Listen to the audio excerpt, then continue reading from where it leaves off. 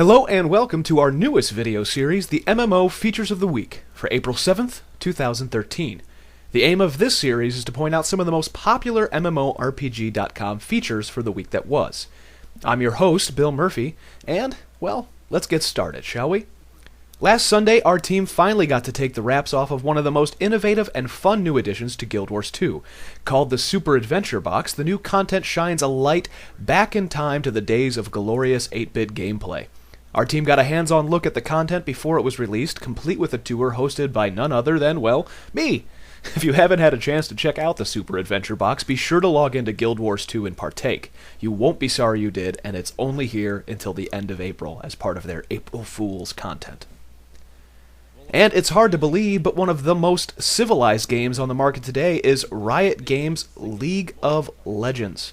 And by that I mean, it's really not that civilized. But the team at Riot has spent a lot of community-centered time with players during the recently held Game Developers Conference and spoke about the processes and research behind their initiatives to build a better community and help address the issue of toxic players, which, if you ever played League of Legends, you know plenty about.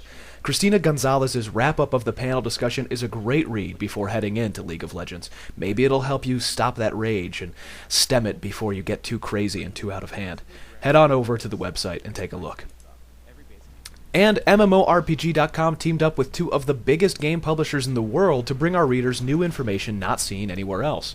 First up, NCSoft and the Lineage II team revealed the first information about the forthcoming Lindvior update that will feature a huge new dragon boss of the same name. In addition to the new logo and new expansion, we were the first to show the Lindvior trailer to the world. In our second exclusive piece of media, Nexon and the Atlantica Online team sent out the first information about Antilion and the upcoming Rise of Atlantis expansion that players have so long wished for. In the feature, players got a first look at the city of Antilion and discovered that it will be a new starter zone for battle mages and blade masters. New classes coming to the game as well. And next up is Richard Garriott's Shroud of the Avatar, which has been successfully crowdfunded. And the team has been busy keeping backers up to date on what's in the works. MMORPG.com's Garrett Fuller managed to catch up with Richard during GDC, and he wrote a great first-hand report about what's going on with Shroud of the Avatar. In an innovative new single-player RPG/MMO hybrid from one of the world's most famous game designers is up your alley, this is definitely a feature you won't want to miss. In addition to Garrett's article, our own Rob Lashley sat down for an hour-long live stream event on Tuesday with Richard, and the MMO FTW live edition was also on Thursday. And we got a most up-to-date information about Shroud of the Avatar, so head over to the game page and then to the video section to check out all of those videos for yourself, and don't forget to read Garrett's interview from GDC as well. And also this week, former City of Heroes developer Matt Miller has been writing a terrific series of columns for MMORPG.com to shine the spotlight on various aspects of game development from a designer's point of view. He struck a nerve this week with his piece simply titled Endgame. Readers were challenged by Miller's remarks and had a lot to say in response.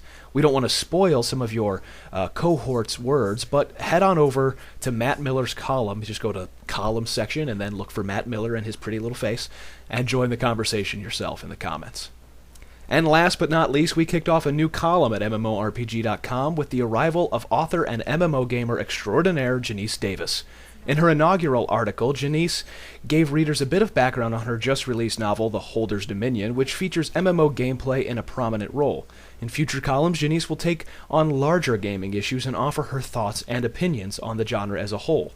Be sure to check out Gamer Fiction, The Holder's Dominion, and then welcome Janiece to our happy little family. That does it for this week. Don't forget to follow us on Facebook, Twitter, YouTube, and Twitch at MMORPG.com without the dot. You can also find me on Twitter at TheBillMurphy. Thanks for watching, and see you next week.